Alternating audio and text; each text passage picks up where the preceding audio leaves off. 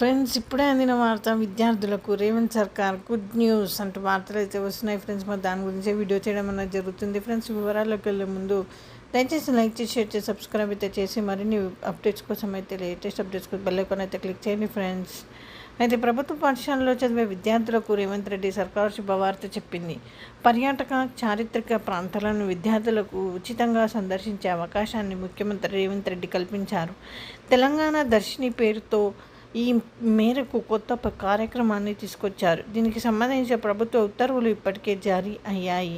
విద్యార్థులు తరగతి గదిలో కూర్చొని విషయాలను పాఠాలుగా వినడం కంటే ప్రత్యక్షంగా చూసి అనుభవించడం వల్ల ఎక్కువ జ్ఞానాన్ని పొందుతారని శాస్త్రీయ నిరూపణలున్న నేపథ్యంలో చారిత్రక పర్యాటన ప్రాంతాల గురించి విద్యార్థులకు అవగాహన కల్పించడం కోసం తెలంగాణ దర్శిని కార్యక్రమాన్ని తలపెట్టారు.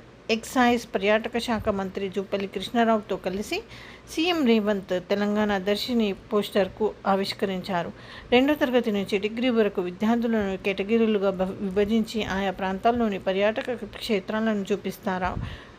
రవాణా, ఇతరత్ర ఖర్చుల కోసం ప్రభుత్వం 12.10 కోట్ల రూపాయల నిధులు విడుదల చేసింది. తొలి దశలో 1,00,000 మంది విద్యార్థులను పర్యాటక స్థలాలకు తీసుకెళ్లాలని ప్రభుత్వం లక్ష్యం పెట్టుకుంది. నోడల్ ఆఫీసర్ నియమించే కమిటీలను సంబంధిత శాఖల్లో సమన్వయం చేసుకుంటూ కార్యక్రమాన్ని నిర్వహిస్తాయి. తెలంగాణ దర్శికి సంబంధించిన వివరాలను జీవోలు పొందవచ్చు. హైదరాబాద్ సంస్కృతి ప్రతిబింబించే చారిత్రక కట్టడాలను పరిరక్షిస్తూ వాటికి పర్యాటక ప్రాంతాలుగా తీర్చిదిద్దాలన్న ముఖ్యమంత్రి రేవంత్ రెడ్డి సంకల్పాన్ని అడుగు ముందుకు పడింది.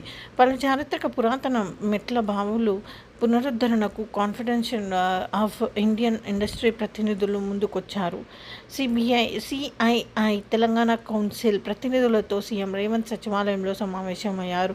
మంత్రి జూపల్లి కృష్ణారావు, ప్రభుత్వ ఉన్నతాధికారుల సమక్షంలో జరిగిన ఈ సమావేశంలో నగరంలోని పురాతన మెట్ల బావుల పునరుద్ధరణకు ఆయా సంస్థలు ముందుకొచ్చి సీఎం సమక్షంలో పర్యాటక శాఖలో ఒప్పందాలు చేసుకున్నాయి. ముఖ్యమంత్రి రేవంత్ మాట్లాడుతూ హైదరాబాద్ చారిత్రక కట్టడాలను పరీక్షించాల్సిన అవసరం ఉందని చెప్పారు.